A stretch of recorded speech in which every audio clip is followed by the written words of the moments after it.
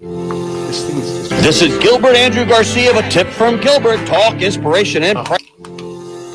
This is Gilbert Andrew Garcia with a tip from Gilbert. Talk, inspiration, and prayer. Listen to my show every Monday from 11 to 12 on KWWJ 1360 AM, KYOK 1140 AM, KCOH at 1230 KCOH.com, Sangeet Radio at 95.1 FM, 1460 AM, and Latino Sports, KEYH 850 AM. Call in at 832-570-8075 and follow me on social media. See you then. All right, Houston, you have me, Gilbert Garcia, with another tip from me. Talk, inspiration, and prayer. We are ready to rock and roll. And again, don't forget, call in anytime, 832-570-8075. That magic number is 832-570-8075. And once again, I want to say thank you to KWWJ. Keep walking with Jesus, 1360 AM, KYOK, 1140 AM, KCOH, The Source at 1230 KCOH.com, Latino Sports, one of our newest members, KEYH 850 AM, and we're going to have a lot of sports, of course, coming up over the next 12 months with the World Cup. And then Sangeet Radio, 95.1 FM, 1460 AM. We are ready to go. I have Miss Avery Belyeu. Belyeu. Right. I'm so sorry, Miss Belyeu. And she is a Chief Executive Officer of the Montrose Center. That's right. Welcome to the show. Thank you so much. Thanks for having me. Well, you're so welcome. Let me ask you this. First of all, how long have you been in Houston? So I've been in Houston a year and a few months. Oh my gosh, you're brand new. Yeah, I am. I took this job February of last year. And where were you before? So I was in Dallas-Fort Worth for 9 years. Oh, wow. Well, you know what? Don't hold that against me. Yeah, I was going to say, yeah, you made the right choice coming here. I agree with you. I did. Don't tell the Dallasites I said that, but this is a fantastic city. But where are you from then? So I'm originally from North Florida. I was born and raised in North Florida, but I've lived all up and down the East Coast. So I went to college in North Carolina, chased my career to New York City and then Boston, and then moved to Texas for a grad degree at TCU at Bright Divinity School, which is on the campus of TCU. How wonderful. Did not intend to stay in Texas. Yep. But then got recruited for a job in Dallas and then got recruited for this job here. So I guess now I'm a Texan. There you go. Well, you know what? You got here as fast as you could, That's as they right. say. That's right. Well, let me ask you this. What got you involved in, I'm going to call this, is it social work? Would you call it that? Or would you call it public service? What would you call it? Yeah. When you talk about the Montrose Center, and I know you do so many wonderful things. We do. The Montrose Center does a lot. Yeah, we're going to go into all of that. Yeah, but what do you call it as a broad umbrella? The Montrose Center is a social services organization. Okay, social services. Yeah, what got you involved with social services? Yeah, so, I think everybody who works in something that is cause-related has a personal story that connects to it. And I have a personal story, too. Oh, no kidding. So, I am a queer individual. I was raised in a really conservative household. And so my coming out experience was really hard. I was raised as one of Jehovah's Witnesses, if you know what they are. Well, you know what?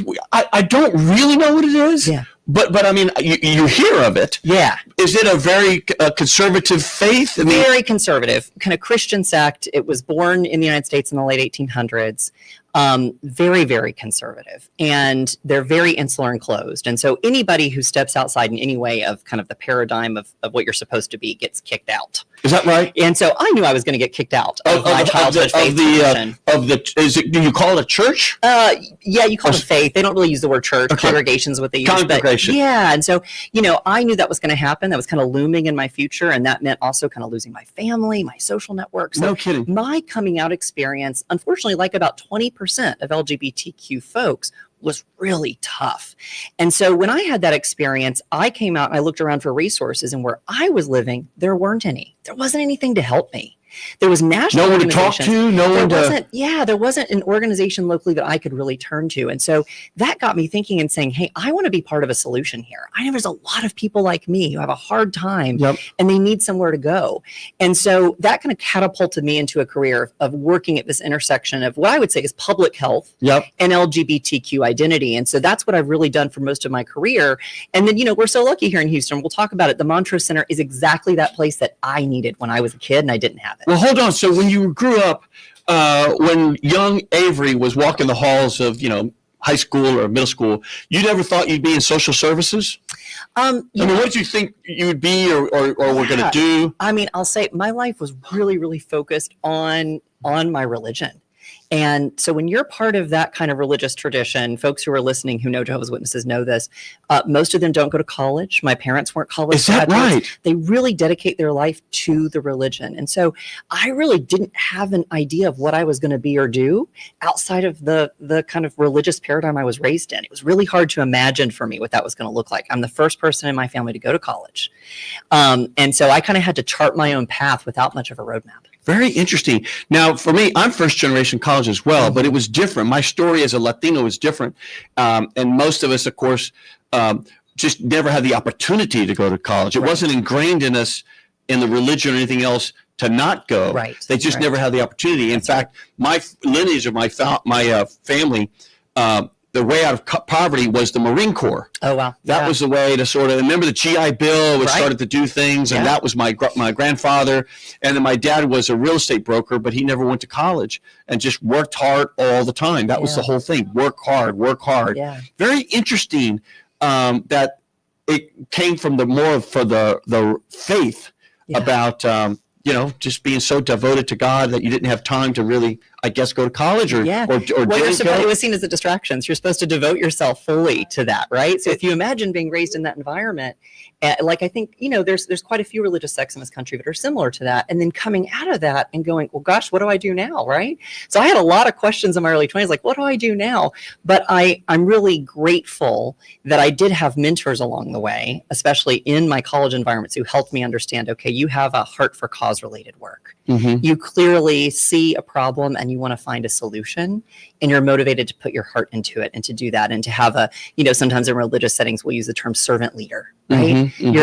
You have a desire to be a servant leader. So figure out where to direct that, right? Which is the big question of all of our lives. Where do we direct our passion, our energy? And so I'm really grateful mine got directed into helping others. Very interesting. And so you went to TCU. That was the beginning of the whole thing? So TCU was years down the line. Okay, I'm overeducated. So I went to Appalachian State University in Boone, North Carolina, in the mountains of North Carolina. It's part of the UNC system for undergrad, UNCG for a grad degree. And then I left and went to New York City for my career. And then at 30, I was working in suicide prevention for a federally funded agency. And I was getting to do really cool work around the intersection of faith communities and suicide prevention. Oh my goodness. And I was working with the Office of Faith and Neighborhood-Based Partnerships that was created during the Bush administration and was continued during the Obama administration and then Trump's first time in office. And really was trying to work with that office to say, how do we mobilize faith leaders to be equipped to help solve our suicide crisis in this country? And how pervasive is it? We unfortunately have one of the highest suicide rates in the industrialized world. Meaning the United States? The United States. And why do you think that is? Well, it's really complicated. There's a variety of reasons. What we do know from the epidemiologists, which are the smart people that look at all the data to try to tell us why, unfortunately, in this country, there's a lot of things that are upstream from mental health, right, that impact mental health. And in our country, we have not attended to those things in the way other countries have that are similar to us. Mm-hmm. So things like a social safety net, right? Making sure everyone has access to healthcare, everyone has access to education. Our poverty rates are higher than in other places in the industrialized world. We know economics has an impact on mental health. If you're struggling to survive, to feed your kids, you're going to feel like a failure. That's going to impact your mental health. So we do know there's a lot of things that are going on that we wouldn't say are mental health. We'll say fundamental health, which we should. But is there a connection between poverty and suicide? There is. No kidding. There is. So there was a great resource created by the CDC a few years back where they looked at all the data. I mean, they looked at an exhaustive amount of data to say, let's look at all of the what's called risk factors, right? And the protective factors for suicide. And they found that poverty was the greatest common denominator. Wow. If we were to eliminate poverty in this country, we would see our suicide rates drop. So everything is tied. Everything is connected, right? Sometimes we'll have these conversations in really siloed ways. I think what I've learned through my career is we have to be having them all together because it's really one big conversation. Hold that thought because that is fascinating to me. We have a caller already. Is there Alexandra on the line? Alexandra, are you there? Yes, I am. What do you got? Question for me and Miss Avery Belyeu of the Montrose Center. We're talking right now about suicide prevention, but what do you got? my question was, what would your advice be for someone trying to pursue a career in a nonprofit organization like you? Oh, great. So how does one become a social service person? Right. Well, I love that question. Thanks for it. I mean, there's a lot of different pathways, right? So certainly one way is through education. So there are certain degrees that lend themselves to working in a nonprofit, depending on what type of work you want to do, right? Because nonprofits do all sorts of work. Yep. So, it could be that you're focused on a cause that you really care about and you find a degree pathway that matches that cause. Or if you just think about nonprofits in general, a lot of folks get a degree in public administration, an MPA, which is really great for working in nonprofits, a master's in public health, an MPH, or a social work degree, right? The Montrose Center is full of amazing social workers. So that's a really great degree because those folks think about systems and they think about how to care for folks individually. So those degrees are pathways.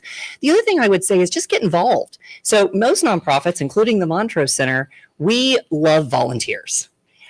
Because we do a lot of good work, but our impact is expanded when other people come alongside us to help us. Do they get training? I mean, how do you? They do. I mean, because you can't just say, okay, start helping. That's right. So there's lots of different ways that folks volunteer, sometimes directly serving our clients, sometimes doing things that are more community based. But volunteering is a great way to get involved, to get to know an organization, understand the way nonprofits work, and dip your toes in the water and say, hey, is this something that I really care about? Is this something that I want to do? And so how do you begin? So let's say, Alexandra, I mean, how do you begin? Do you just, United Way, are y'all United Way? We are United Way. So is that like you go to United Way and look at all the groups and you say, well, God, I'm interested in that. I'm interested in that. I think that's a great way to start. United Way has a lot of different agencies. We're one of them, right? So that's a great way to understand Houston's nonprofit environment and ecosystem. And then every organization will have a different pathway. We have a professional that's dedicated just to volunteers. No kidding. So you can sign up. That person will get to know you. They'll bring you into a cohort of other volunteers, and then we'll train you to do things that are matched with your interests and abilities. Wonderful. What say you there, Alexandra? That all sounds great. Thank you. All right, Alexandra, you know what to do. United Way, Montrose Center, go, go, go, go. Thank you for calling in, Alexandra. So coming back for a second, how many volunteers do y'all have? Oh, that's a great question. Hundreds. Hundreds? I don't have the exact That's number. a lot. Yeah. And of course it rolls out. We have volunteers who have been volunteering with us for 20, 30 years, right? We have others that just came on board. So I don't have an exact figure in my head, but it's lots of people. And so how many staff do you have? So we have 93 staff. God, that's big. Yeah, it is. So we're pretty, kind of, I would say a mid-sized nonprofit, but on the upper side. Well, it sounds big to me. Yeah. I mean, well, let's go back for a second because I think a lot of people would like to hear some more information about suicide prevention because that's so important, especially with our youth. It is. That's right.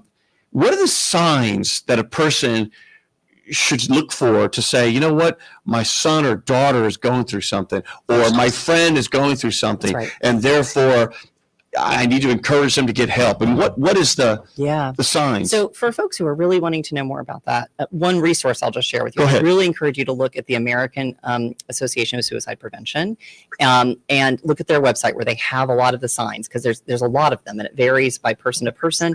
And there are cultural differences too. So there's things to be attentive to. But broadly speaking, I would say this: if you see any type of significant change in behavior, someone becoming more withdrawn, right? Someone being less communicative. But also another change of behavior could be risk taking. All of a sudden, someone who really wasn't a risk taker could start taking a lot of risks really, really fast. You mean in their life, not like in right. investments or anything? Right, like risk-taking behavior. And that could look like all sorts of things, right? Drinking, driving, and things of that. Right, exactly. So anything that seems really risky that's out of character for that person. Certainly, anything like giving away possessions. If you know this person has really prized these things and all of a sudden like, I want to give you this, and it's something they've loved their whole life, that might be a sign that there's something going on, right? So any kind of significant change, we do know that that change in behavior could also include, not just the kind of signs of depression we think of oftentimes, which is withdrawn or sad. It could look like anger. For a lot of men, it actually looks like depression sometimes correlates with a symptom of being angry. So it could look like acting out, right, for a young man or a young boy. It could look like expressions of anger, which are not typical for them. Any sudden change in behavior might tell you something here is going on. Also, sometimes there's verbal cues. People might express things like, I just don't see this is worth it anymore. I just don't see a way out. I don't want to continue going on. All of those those small verbal cues might be verbal cues. There's something happening that you should attend Well, to. we're going to talk about the Montrose Center. I apologize, we're off message. You're totally fine. This all connects. But here's the thing. So let's pretend I see someone that's like that. Yeah. What do I do? Yeah. Who do I call? Do I take them under my arm and say, I just noticed you've been doing this and this? Yeah. It sounds like an intervention almost. It does. Or do you go to a place and say, I'd like you to call my friend because I just see these things? Yeah. I mean, what do you do both, there? It could be both and, right? So depending on your relationship to the person, I'm a big believer in the fact that all of us should know how to ask the hard question, which is, first of all, say, I'm concerned about you. Mm-hmm. I care about you. Are you thinking about suicide? Interesting. And to ask that question, and it feels really funky the first time you ask that to someone, Yes. right? Because it feels like it's invasive. Just say the word thinking about suicide. Those three words kind of don't go together in a normal everyday conversation. So, what I've told people when I train folks, and I've done this for years, is to say, go stand in front of a mirror by yourself and practice out loud asking that question and say it 4, 5, 6 times to get your tongue wrapped around it and comfortable. Yep. Once you've asked one time, you're going to feel more comfortable asking it again. I've asked that question so many times, and let me tell you, I'm always glad that I did. Whether the answer was, no, I'm okay, but you're right, I'm not doing my best. Hey, let's talk, let's get you help. Or if the question is yes. And then you really can say, okay, well, then let's find a way to get you help. Wow. Right. One resource I would just say is we're really, really fortunate that we have consolidated what was the National Suicide Prevention Line into a new 3-digit number, 988, which has been live now for a few years. So rather than having to memorize a long number, you have one number, 988. Is that nationally? That's national. 988, that's suicide prevention. That was through an act of Congress that authorized 988. 988. Write it down, everybody, just because you just don't know. So that is the National Suicide Prevention Line. It would seem to me, although I don't know, and I've had friends commit suicide, and as someone who, has had friends commit suicide in my high school, it's like, it has stayed with me to say to myself, did I miss a sign? Right. You know what I mean? Like, Right. and these are like really good friends. I'm like, did I miss something? How could I have missed it? Right. Or, I had one friend that, I know this sounds graphic. We're on the radio here, but, used a firearm to commit suicide. I had another person that, people say, they're so depressed, they drank themselves to death. Well, that's what happened. Yeah. And I always thought to myself, how did I miss those signs? Right. And I did not know, of course, about 988. Right. And I guess I'm looking back, and who knows? Well, you can't look backwards. You can't. That's right. But I have a feeling if I brought it up, it would have led to a very confrontation where they would have said, no, I'm not that. And what makes you say they would have gotten offended? I think that fear. Do you see that? That fear is something that a lot of us hold. I will tell you, I've never had someone get offended when I ask the question. Because it's an expression of care and concern, right? It's you reaching out your hand and saying, hey, I care about you. I'm here to help, right? And so most of the time, folks do not get angry. Now, again, one of the things I think I want to follow up on what you said is it's also, as those of us that are survivors, someone who have lost someone, we can't carry around that guilt, right? We have to let that go because even if you are educated, you know all the signs, you still may miss something, right? But it does speak to the fact that all of us should be educated about how to care for each other. And so I think there's plenty of ways to get educated. There's plenty of ways to learn the signs, know how to act on the signs, right? That's right. It's a big part of what we do at the Montrose Center in partnership with others. We're part of the network of organizations that care for folks and try to prevent suicide. And so all of us can do that. And even if we do and we lose someone, to know that, that's not our fault. We shouldn't blame ourselves for that. Well, hold on to that thought because I want to go to the Montrose Center. I really want to get deep into the thing that you do. We have another caller. Was there another caller there? Is there a Mauricio there? Hey, Gilbert, good morning. Mauricio, what do you got for me today on a tip from me? Talk, inspiration, prayer with Miss Avery Belyeu. Okay, first of all, I am very proud of you. I am watching your show here doing therapy. Well, how are you doing? I'm doing much better. Thank you for asking. Wow, well, that's pretty cool that you're listening to us. What do you think of the show so far? Really good, and you have a really great guest. I would like to make a question to Ms. Belyeu. Yep. Go for it. What has been the biggest challenge you have faced in leading the Montrose Center, and how did you overcome it? That's a great question. Thanks for asking. So You know, leading an organization is always a really dynamic thing, right? It's when you're a CEO, it's not just one job; it's like 5 or 6 jobs. That's right.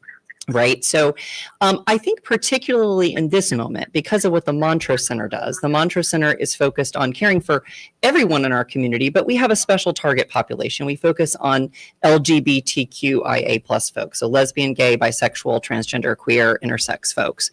And in this moment, unfortunately, our community that we focus on is facing a lot of things that is making their day-to-day life harder and making them a bit afraid. And so I think one of my greatest challenges is how for us to wrap our arms wide and make sure that we're caring for those needs as they emerge. Because there's a lot of new needs that are emerging where folks are having more need than they did, say, when I came on a year ago. So how to wrap my arms around that and care for that is really, really important. So that's been one kind of challenge that has dominated a lot of my thinking. The other thing is, I'm leading a nonprofit that has been in existence since 1978, which is super awesome. So we have this amazing legacy, right? But if you're someone who thinks about organizational management, because I'm an organizational management geek, right? Organizations go through cycles. And so one of the other challenges, and one that I think I'm really excited for us to step into and lean into, is to say, we have to constantly be reviewing everything we're doing and seeing, are we in a place of doing our very best in every single thing that we do? Mm-hmm. Do we need to pivot and do something totally new, totally different, right? What do folks need now? And how to respond to what folks need in this moment. Because we've been doing this for so long, it's really easy to get into a habit of saying, we created this program because of a need that existed a decade ago. But you have to constantly be in conversation with the community you serve to say, okay, is that still what you need? Or do you need something new? Do you need something different? So that process of taking this really amazing legacy organization, and I would say helping it to be more dynamic, more intentionally in conversation with our beautiful city around how we can show up. That's been an interesting challenge. It's one I think we're meeting really successfully because my staff are super excited to do it, but it's a little different than how the organization operated in the past. So those are the two things I would name, kind of making sure we're dynamic and being responsive. And then one, how do we meet this moment? And how about funding? Wow, hold on with us, Mauricio. Is funding an issue all the time? It just seems like it always is. Yeah, thanks for that question. Are you getting any funding from organizations that are being impacted by the current politics? Yeah, and I'm not going to say Trump and this, but the politics of today. Exactly. So we are, like a lot of nonprofits in our ecosystem, right? We are very heavily grant funded. Mm-hmm. And those grants, most of the time, come through either directly from the federal government and agencies to us, or from the federal government to the state of Texas and then to us, right? And so that accounts for over 50% of our revenue, right? And in many instances, this is our ability to care for people. We do a lot of direct assistance. So we do a lot of assistance of someone who, for example, is a victim of domestic violence, right? Who's fleeing intimate partner violence. Not only do we provide care and support, but we will pay for rent, right? No kidding. We'll pay for transportation. But that's money that has to come to us to give to someone else for help.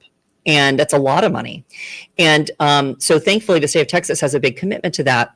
We do a very similar program for folks who are living with HIV and AIDS, especially folks who are aging with HIV and AIDS, right? To help them to make sure they have stable housing and transportation. There is certainly the fear and the concern. While we have not faced any funding cuts, I do know some of our partner agencies have. And there is certainly concern about this current federal budget that's working its way through Congress and is headed to the Senate, because we do know exactly what's written in that bill. And if that bill passes the way it is currently written, it will be disastrous for the social services sector, not just the Montrose Center, the entire social services ecosystem. It will be absolutely disastrous for so many of us. And that's going to be a problem, not just for one nonprofit. It's going to be a problem for the city of Houston and for Harris County. Well, hold on to that second. Mauricio, anything else you got?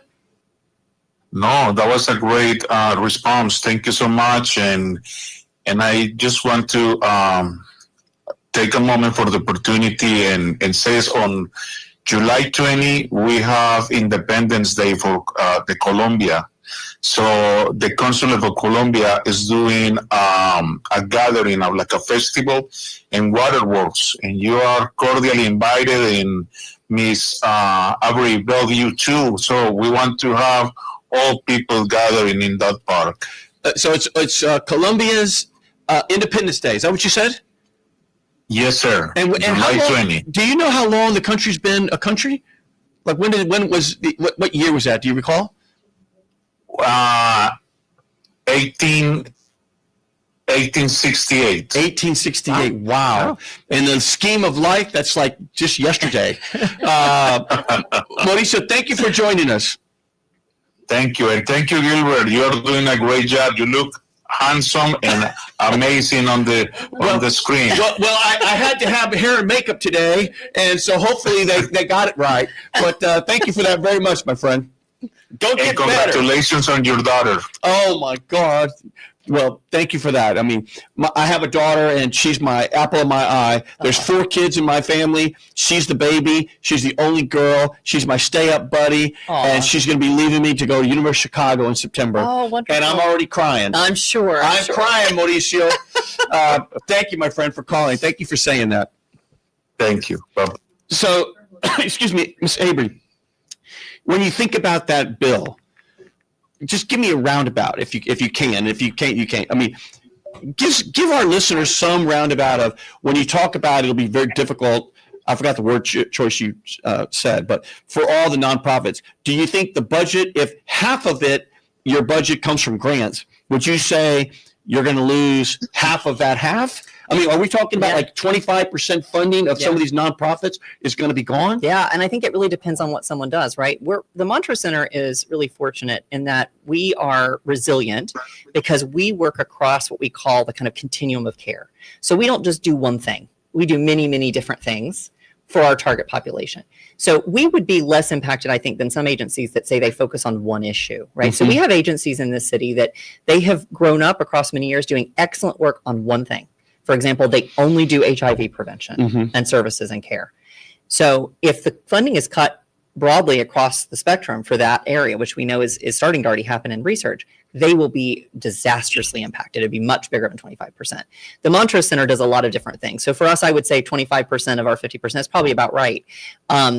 If I had to guess, I think that it depends agency by agency. Some agencies, it's going to be much harder, right? And these are conversations these are very real conversations. We're having these conversations as nonprofit leaders here in the city. We're talking to each other to say, if this happens, how do we think about the whole ecosystem, not just my nonprofit? Yep. How do we look at this city and this county, and how do we rise up as leaders to care for our people and make sure that we can link arms and make sure that everyone's going to be okay, whatever that takes. And so those are conversations that a lot of us are having with each other. Wow. Well, is there any way to say, and I'm not being stippy, how do we impact the bill itself? Yeah. Because before we get to D-Day, which is here we are, how do we scale back? How do you prevent this? You call your lawmakers. There you go. You call your lawmakers. You call them daily if you need to. You express significant concern about this bill, about its funding cuts to social services. You get loud about that, and you can do it every single day. And those calls really do make a difference, right? That lets them know what people care about. And so I think sounding the alarm bell and saying, this is going to be a problem. And again, we drive around Houston. We see our neighbors who are living on the street. We hear our mayor say that he's very concerned about this and he wants to solve for it, right? And he knows it's a multi-pronged approach to solve for this problem. If this happens, it's going to get much worse. And so it's going to be terrible. It's going to be terrible. So if we want our city to be a place that's thriving, where everyone is happy and healthy, and we want to drive down the street and see our neighbors being happy and healthy, it behooves all of us to say, we know that what happens in Washington impacts Houston. Holy cow. Hold that thought. Is there an Emma on the line? Miss Emma, are you there? Yes, sir. I'm here. Miss Emma, you got me and Miss Avery Belyeu of the Montrose Center. What do you got for us today? Yes, so Miss Belyeu, I just want to start off with saying thank you for being an advocate for mental health awareness, and especially in today's society, as we are seeing an increase in suicide and people in need of help. But my question for you would be, what would be an effective way to help spread mental health awareness, and especially to older generations who don't see seeking help as important and may be dismissive about it to their children? Well, that's an interesting question. And I'm going to do a corollary to that question, which is there a difference in how people will respond to suicide and so forth between the seniors versus the young? I mean, do they view it differently? Yeah. I think definitely we have been working hard across decades, right, to have conversations about mental health in our schools, right? And to do education and training and to help our folks to have, and I think, you being a caller, right, really kind of speaks to that, right? You obviously are invested in this conversation. Many of us grew up with parents or grandparents who didn't have the words, they didn't have the language, and or they were told that there was something they shouldn't talk about, right? There you go. And many of us saw the impact of that in our families, right? I think we saw that. I saw this in my own family with addiction, right? Because there was obviously a need for care. There was obviously a need to say, hey, something's not okay here, but a lack of resources and tools of what to do about it. And so I think a lot of our families have dealt with the negative impacts of that across years. And so I think that any one of us can be a cycle breaker. Any one of us can be that person in our family that says, I'm going to have a conversation about this. I'm going to say that mental health matters. I'm going to say that we need to be talking about our mental health, my mental health, our family's mental health, right? For example, I will say I go to therapy once a week. I am very vocal about the fact that I go to therapy. I tell my staff I go to therapy, right? Because I have to practice what I preach. Yep. So any one of us can lead by example and say, we're going to talk about mental health. We're going to name that it matters. We're going to share that with our family. And I think that's a big part of breaking the cycle. Well, Emma, we, and I hear a beep in the background, Mr. Producer. I don't know if somebody's calling me. But Miss Emma, it just seems to me that we spend so much money as a society on our physical self, makeup and haircuts and all this, shaving products, but we spend like no time and no money and no energy on our mental health. Yeah. Am I right? I mean, it seems to me like we spend so much time on the physicalness and, how do we look and all that. But you know what? It's about how do we feel? Yeah. And all those things are actually connected, right? Our physical health and our mental health are all the same. I think, for years we've kind of divided them and said mental health and physical health. In reality, it's our health. Because our body and our minds are so connected. And we're starting to see that more and more in research, right? If you have chronic anxiety, that connection to your gut and your gut health is real, right? So the connection between our bodies and our minds, it's really very fluid. It's not really very separate. They're very, very interconnected. We have to take care of the whole person. Everything that is, physical health, mental health, all of it needs to be cared for together. Amen for that. Miss Emma, you got a follow-up or anything there? I just want to say I totally agree with you on that. I strongly believe that mental health does reflect on how our body reacts because our body is connected with all these different systems. That's right. And I definitely do agree with you on that. Yeah. Thank you. Well, Miss Emma, thank you. And you know what they say? Remember that song by Michael Jackson, I'm starting with the man in the mirror. That's right. I'm asking if he'll change his ways. That's no message could have been any clearer. If you want to make the world a better place, you got to and make that change. That's right. Yeah. In other words, speak up. That's right. Thank you so much, Miss Emma. So let's go back to something. We're going fast here, and I don't mean to, but let's come back to something, which is the Montrose Center itself. Is it one building? Yeah, so we actually have two buildings. You do? Okay. Yeah, we have two buildings. Go through that. So we have our main center, which is located on Bernard Street in the Montrose neighborhood. It's tucked back in the neighborhood. That is the hub for our community center and our social services. So in one building, we do a lot. On our first floor, we have a community center. And that community center is something that the community can access. They can rent rooms. Oh, no kidding. To do their own functions. About 55,000 people a year come in and out of that community center. Wow. It's used heavily by the Montrose neighborhood as a whole. That's like a whole city. It is. It's used heavily by the Montrose neighborhood as a whole, community organizations and neighborhood associations. It's used by the social service sector at large in Houston to have meetings and gatherings and do trainings. We also proactively do our own education and training. So, for example, all the incoming cadets into the HPD get trained by Montrose Center staff around LGBTQ competency and sensitivity. So they come into the building. Every new class of cadets comes into our building, which we're really proud of. To sensitize them, to understand the community. To help us train about sensitivity. And so we do that training in the building. And we host events ourselves that are about community building. And we understand, because we look at this holistically, right? We know that one protective factor, right, for mental health and wellness is community, is gathering. And so we do events to get people to gather in community. So, for example, we did a concert in the building last week. This week on Thursday, we have a film screening. This last Saturday, we did a big event celebrating the 10-year anniversary of marriage equality. So we did an event called Love is Love. We had 10 couples that either recommitted with renewed vows or got married for the first time, which was super fun. So we did that in our center. So that first floor is a vibrant, dynamic community center, all sorts of things happening. Folks can rent rooms at a low cost. It's very low cost. We love the community to come in and do that, and it helps support our mission. And then on our second and third floors are where our services are offered and where our staff provides services. And so that's everything from one-on-one counseling and behavioral health care, therapy, case management for folks who have HIV and are living with HIV. That's a big part of what we have done historically because we grew up during the HIV and AIDS crisis. As I mentioned, we have a program for folks who are victims of domestic violence. So we help folks who are fleeing intimate partner violence, sex trafficking, folks who've been trafficked, and hate crimes, folks who've been a victim of a hate crime, to get their life kind of stabilized. And we do a lot of work around substance use disorder and treatment. So we're there to walk alongside folks who are struggling with addiction to help them. All those things you mentioned are some of the most difficult things of all. Yeah, that's right. Sex trafficking, domestic abuse and violence. I mean, those are just, our staff is a special group of they humans. gotta be. Really special. They're group of humans. angels. And it's a lot of folks with lived experience, a lot of folks who are there because they've been through something similar or they have a family member who does. Every person in the building, one of the things that's been so wonderful for me across the last year getting to know this amazing staff is to get to learn their why. Mm-hmm. Why are you here? Yep. And everybody has a story about why. They're motivated by something bigger than themselves. That's right. It's not about I can make a whole bunch of money doing this or that. It's about I want to give back to the community. That's right. And we work across the age group. So we have youth programming. So we have a program called Hatch, which is our youth programming. It's a 30-year-old program. Wow. Which is really amazing. The whole generations of young people have come through that program. And today I get to meet folks. In fact, last week I was interviewed by somebody on a podcast. She started out and said, "Hey, I was a Hatch kid." No kidding. Right. So she came up through our youth development program. Beautiful. We offer safe spaces for youth, and we do a lot of that conversation around mental health, mental wellness, right? To make sure that those youth are getting the resources they need to be resilient adults. So second and third floor have all the action, but what's the other building?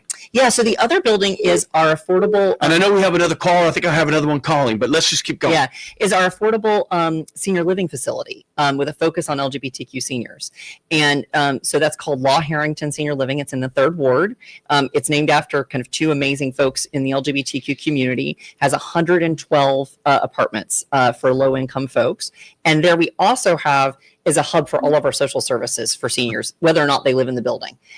So we provide all sorts of amazing social services, and we also try to address food insecurity for seniors. So every day we provide lunch, a free lunch, every single day at noon, and we do food markets on the weekend to provide fresh fruits and vegetables and things to folks in partnership with other organizations. Do you work with like the food bank or someone like we do. So Biter Bites or? That's right. So we work with the Houston Food Bank. Our meals, Baker McKenzie are the ones we work with, through the kind of meal program during the day. So we have a lot of partnerships, and we bring folks in. We have exercise classes because we have an exercise room. So we do exercise classes with the seniors, Zumba classes, right?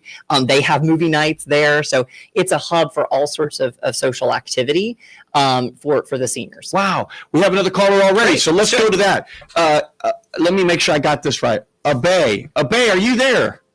Yes, I'm here. You got me, Gilbert Garcia, with a tip from me, and we're here with the Montrose Center Chief Executive Officer, Miss Avery Belyeu. What do you got for us today?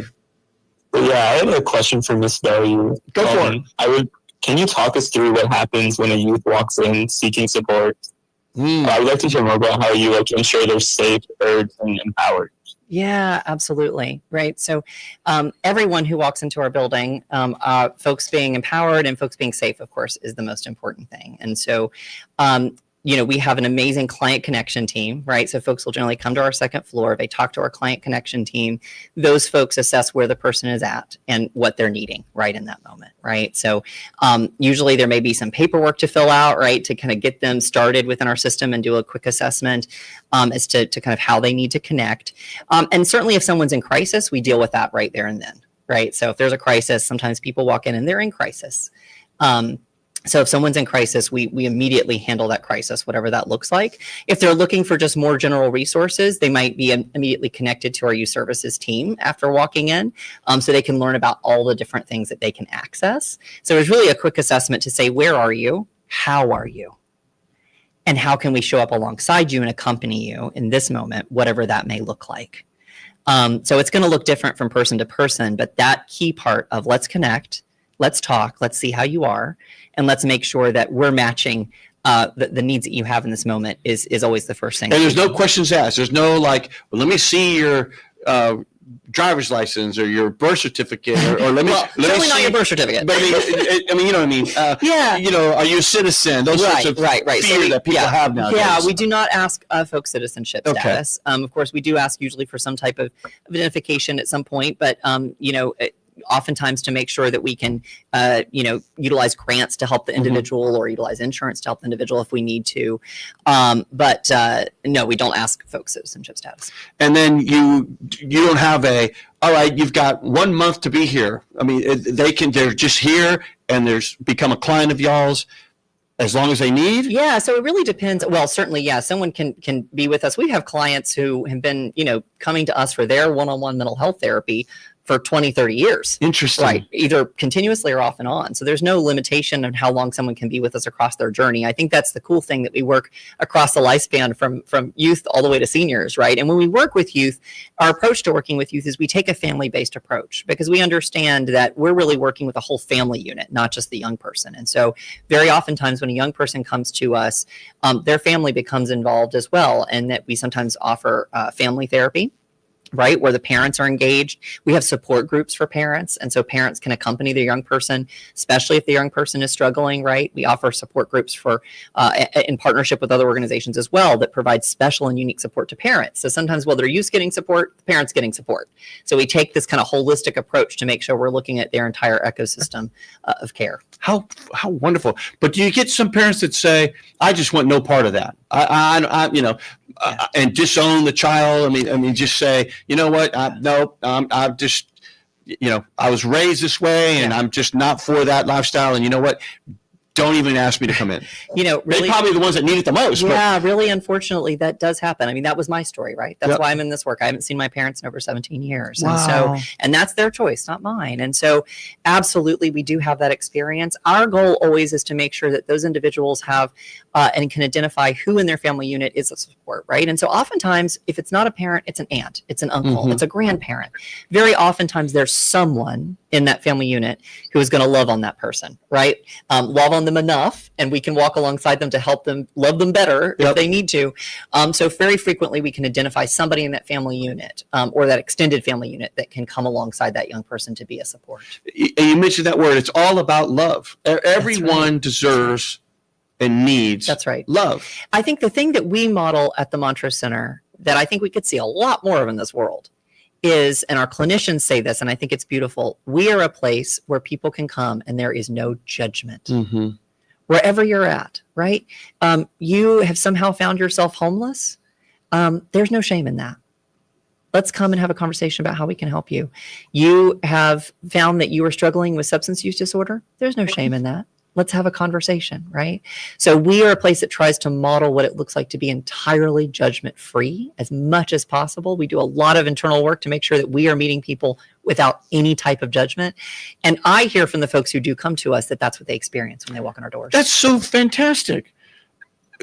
Let me tell you, if you have some, you know, if you feel, I don't know the right word, lost, go to the Mantra Center. That's right. There's someone that can help you. We got another caller already. Is there a Jesse there?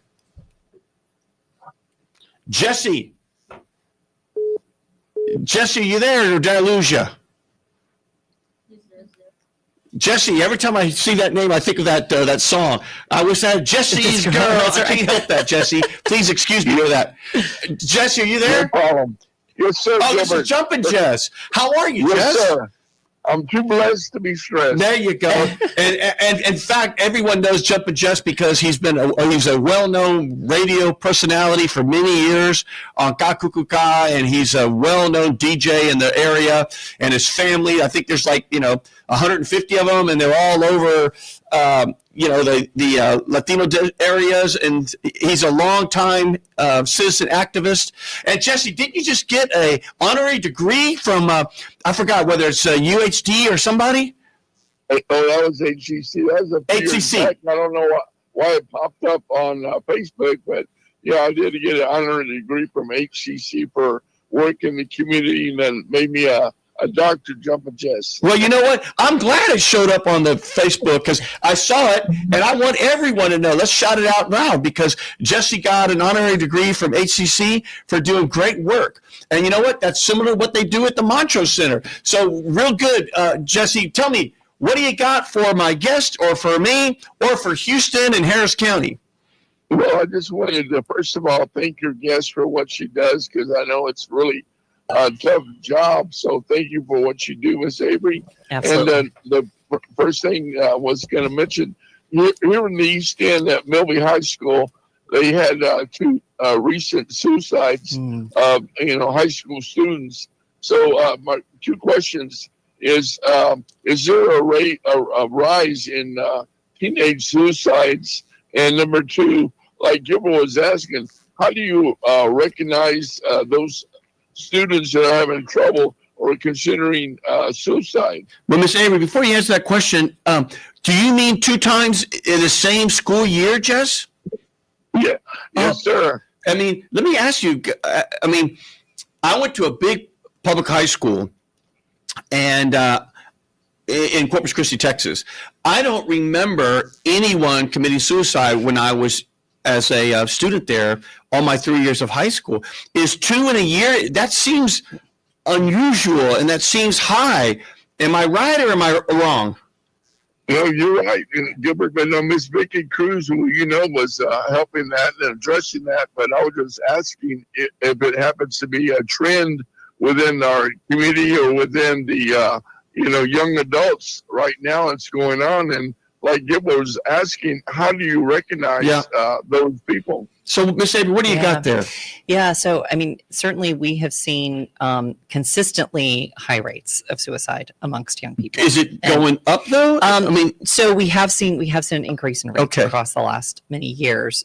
What we've also seen though, which is really exciting with the utilization of 988, because it's made it a lot simpler, and we've done a really great job of educating folks about that. We have seen a huge increase in people getting help. Oh, amen to that. And so I think that's a narrative we also need to say. Yes. We've seen an increase in folks getting help. And that's really important. One thing I will elevate, because this is really hard, right, is that last week we learned the Department of Health and Human Services, there had been a special, so when you called 988, you could hit one number if you were a veteran to talk to a veterans line, right? Somebody who understands you, right? And you could hit 3 if you were LGBTQ to talk to a line where you knew somebody would understand. The Department of Health and Human Services decided to take that away, despite the fact that over the last few years, it served 1.5 million young. They took away the number 3? They took away the number 3. Or all of them? So, no, just the number 3. Just the number 3? They took away the opportunity to talk to somebody who is going to get you and going to be non-judgmental. And over 1.5 million LGBTQ young people access that, according to the Trevor Project, since its inception. So unfortunately, while we're continuing to have a significant rate of suicide, we're also seeing people make poor decisions about taking away resources, which just doesn't make sense. And it's not like that costs extra money, right? Yeah, I mean, it's just a function of having a 3. Yeah. You know what it sounds like? And I'm not making a judgment or anything. It sounds just spiteful, like just mean. That's right. That's right. It is meanness. It is meanness. It doesn't make sense. It's meanness. It doesn't make sense. So, to the question that you're asking around how we make sure that people get help, knowing the signs, we talked about it earlier on the show, knowing the signs, what they are, and especially for school environments, and many schools have started to avail themselves of this. There are many trainings around recognizing the signs and intervening for teachers, specifically targeted for teachers, for school nurses, and for school counselors, right? School nurses are amazing because they see a lot of those kids. A lot of those kids who are not doing well, they end up in the nurse's office saying they got a bellyache, saying they're just not okay, right? So the nurse is a key player in this. And so a lot of schools have been doing great jobs of educating all those educators, making sure they know the signs, making sure we know what it looks like, sending out things to the parents, making sure the parents know, right? So it really is about making sure we do that education. We have amazing organizations here. Jewish Family Services is one of our partners, and this is a really big focus of theirs, is educating people with curriculum around the signs of suicide. So I think there's them. There's also Harris County that does this work. So there's a lot of us doing this work of educating people about the signs, making sure that schools, especially for our young people, that everyone knows them and knows how to intervene. Very interesting. Jess, you got any follow up there, pal? No, thank you very much, Gilbert. Keep up with the great work of educating the public. And I'm watching you live on YouTube, and I encourage everybody to watch you on TV. So can you tell I did hair and makeup today, Jess? Oh, yes, sir. You're looking bright and shiny, like a bright and shiny penny. Thank you, Dr. Jumpin' Jess. And please call in again. You got it. All right, my friend. So coming back for a second, you know what? I want to make sure we get some stuff in because you're not going to believe this. We only have like 10 minutes. Look at that. I know. I want to make sure we get everything in because it's very important. So what's the website or what's your number if people want to like either, no matter what, they need help or they want to volunteer or maybe get a job. Yeah. How do they reach you? Yeah. So montrosecenter.org. www.montrosecenter.org. Very simple. And follow us also on Instagram, on TikTok, on Threads, on Facebook, on all the social media. Right. So half of them I don't even use, but my social media staff's amazing. So that's a great way to connect because you can see what's going on, see what we're up to. A couple of things I would just put on the radar that are coming up, particularly this week, because this is Pride Month. Oh, so that's right. happy Pride, Houston. This is a month when we look back and talk about our history of all the work that we've done and talk about all the work we still have to do. And we show up proud and loud and with lots of color, right? To say that we're going to celebrate together as community. And so this weekend, this Saturday, is the Houston Pride Festival and Parade. And the Montrose Center will be there both with a booth and walking in the parade. So come by and see us, learn about us there. On Sunday, we have our annual Pride Brunch. You can get tickets on our website. It is the largest Pride Brunch in the state of Texas. No kidding. So we will have Mistress Isabel Brooks, who is a RuPaul's Drag Race queen, a local queen here in Houston. She's going to be performing for us. So come out on Sunday with us, support the cause by buying a ticket, showing up with your friends. It's always an amazing time. You know, everybody knows I ran for mayor. When I was running for mayor, I would go to all the different parades, and by far the funnest one was the Pride Parade. We know how to throw a parade. I'm telling you, and I mean, you know, and people probably have this stereotype that it's only going to be LGBT members of the community. Right. No, it's all Houston. It's everybody. And there's kids, and there's grandparents, and I mean, it's just wonderful. Yeah, it's joyful. It's really joyful. That's a great word. Yeah. It's really joyful. Yeah. It's fantastic. That's right. You know, I will tell you, my first awareness, so to speak, was when I was at Yale, and I'm going to date myself. I graduated in '85, so I was there from '81 to '85, and it was right when they started GLAD Week. Gay Lesbian Awareness Days, and it was like a week-long celebration of things, and they had a movie screening of a newer documentary that had just kind of come out, The Life and Times of Harvey Milk. Yes, yeah. You've seen it probably. If you haven't seen it, Houston, it doesn't matter whether you're gay or straight or anything like that. It is phenomenal. Yeah. And I was in the room of probably, 500 people. And I've never seen so many people moved, and I was moved. Yeah. But I was thinking to myself, as a Hispanic, if I had seen, a Hispanic leader, treated poorly, and rising up to a pinnacle of power, making all this positive change, and seeing him murdered. That's right. I mean, that would be how it felt. Yeah, and his murderer got off. Yes, that's right. With the Twinkie defense. Twinkie defense. It is such a moving show. Yeah, terrible injustice. And I think, I keep on my Facebook a quote by him, which says, you got to give them hope. Yes. And that's what Harvey Milk would say about young people. And so I would say this today, right? We are seeing a lot of anti-LGBTQ rhetoric. We saw a really tough Texas state legislative session where we saw a number of bad bills pass. They're going to have really bad impacts on the community. But there's always reason for hope because our community has been here before. We fought hard battles. And in the past, when we fought hard battles, we didn't have institutions like we do now. We've worked really hard across these decades to build institutions like the Montrose Center. So today, our community knows there's a place to go. You don't have to be alone. Right? Right. We're not going back into the closet, no matter how many bad bills pass. Right. We're not going to go back to 1970. We're not going to go back to the way things were when Harvey Milk was doing his amazing work. He is tremendous. Yes. And of course, later they did the movie Not the documentary, but the one with Sean Penn. That's right. I thought he looked like he had the same hairdo, and he had that thing where I wanted to recruit you. That was another line, and then he said, "You got to give him hope." Got to give him hope. What a great thing. Well, let me ask you this, because we're just running out of time already, but I've had a great time with you. What are the different silos, and I don't mean silos as in they're segregated, but the different parts of the Montrose Center, so everybody knows all the different things. We now know you do suicide prevention. Yeah. We now know you do things for people to senior facilities to live. That's right. But just are there other sort of areas? Yeah. So at our core is our behavioral health care and mental health therapy, and anyone can come and avail themselves of that, right? So if you're looking for an amazing therapist, we have top-notch therapists. You don't have to be someone who is not able to pay. You can have somebody who can pay with insurance or private pay. That's about 50% of folks. We also, I will just offer, you don't have to live right in Houston. So about 50% of the folks who access our mental health therapy do so via telemental health. No kidding. So we have clients in Austin, we have clients in Denton. So if you're saying, this group of therapists really is going to get me, you can be anywhere. Anybody listening to this podcast, you can be anywhere, and you can sign up to be a client with the Montrose Center, and you can avail yourself of telemental health. So that's really good to know. And I think I've talked about most of the pillars: our anti-violence work, our SUD work, work around HIV prevention and testing and care, and our work with youth, and our work with seniors, and everyone in between, and our community work. Well, let me ask something about HIV.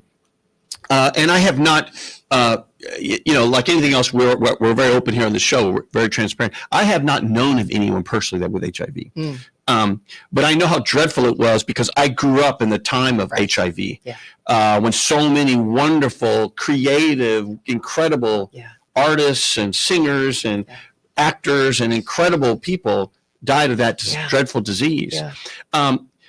Is it as prevalent as it was then? I mean, you don't hear as much about it. So we've made amazing progress. And the reason why we made that progress is because we funded it, right? So we funded care and treatment. We funded prevention. So there's something called PrEP now, right? And in fact, it was just announced this week, there'd been a long-term clinical trial for folks to be able to get 2 shots a year for PrEP, and that prevents HIV. Additionally, the medication that people can get on after they find out they're HIV positive that keeps their viral load very low or zero, that prevents transmission. So we've been making a lot of progress because of medical science. And the reminder is, the LGBT community, we fought hard for that medical science, because at first it was being entirely neglected. Our president wouldn't say it out loud. What we are seeing right now, again, is a defunding, though, and that's really concerned, because we're already seeing overseas what the impact of that is. We've been the ones that have funded help and assistance and medication overseas, and we're now seeing that kind of attention turn inward to the United States and saying, do we need to be funding this? And the only reason why those rates are as they are is because we've been funding that, much of it free, for folks to have access. So we don't see a transmission rate that goes through the roof. And so this is a public health issue that requires continuous dedicated attention, effort, and resources. Wow. What great work y'all do. You're doing the Lord's work. Why, thank you. You know what I mean? You got to be an angel to be one of those therapists, because I can only imagine, this is going to sound like a weird word, but I can't think of another one. The dire straits some of these people are when they come in to see. And the trauma. The desperation, trauma. Where do I go? Where do I turn to? And their parents have kicked them out, or their loved one, I can just imagine, or maybe I can't imagine. But thank God you're there. Amen. So give it one more time, because number one, I learned something today. 988. My goodness, everyone should know that. It should be on everybody's refrigerator. That's right. 911, 311. We have all these things memorized. 988, because sometimes that's the difference between life or death. That's right. And so we got to make it known. Montrose Center. Where's it again? What's the address? Yeah, so it's on Bernard, in the Montrose neighborhood. So if you go to our website, montrosecenter.org, follow us online, you can find exactly how to get there. You can see all our events coming up. If you want to get involved and volunteer, if you want to support us, right? Because we are a nonprofit and we need support. We need the community to support the work we do. So donations are always welcome as well. Love for you to show up and support however makes sense. The most important thing you can do right now, though, Houston, is what I heard. Call your representatives and tell them we need to keep funding for a lot of these nonprofits that are doing the things that you would think government would do, but they're not. So we need that support. That's right. And so that's the number one thing right now, because they're going through it on the Senate side, and then when the Senate gets their bill, it'll be different from the House, and then they go to reconcile it together, and then it'll go before the president, who's itching to sign it. And so this is the time. It is urgent if you want these services in your community. And I think we have about no more than 1 minute.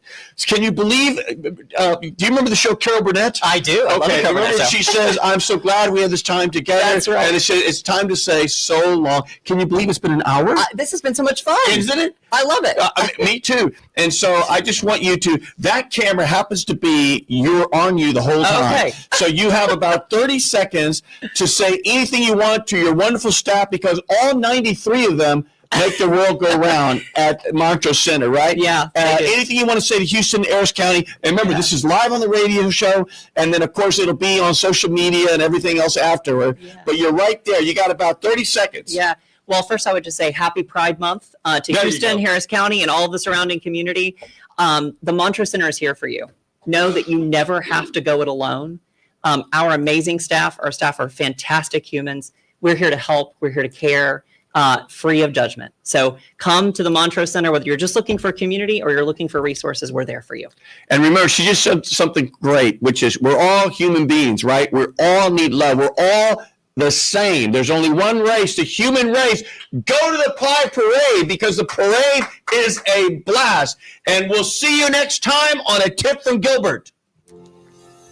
This is Gilbert Andrew Garcia of A Tip from Gilbert, talk, inspiration, and prayer. Listen to my show every Monday from 11 to 12 on KWWJ 1360 AM, KYOK 1140 AM, KCOH at 1230 KCOH.com, Sangeet Radio at 95.1 FM, 1460 AM, and Latino Sports, KEYH 850 AM. Call in at 832-570-8075 and follow me on social media. See you then.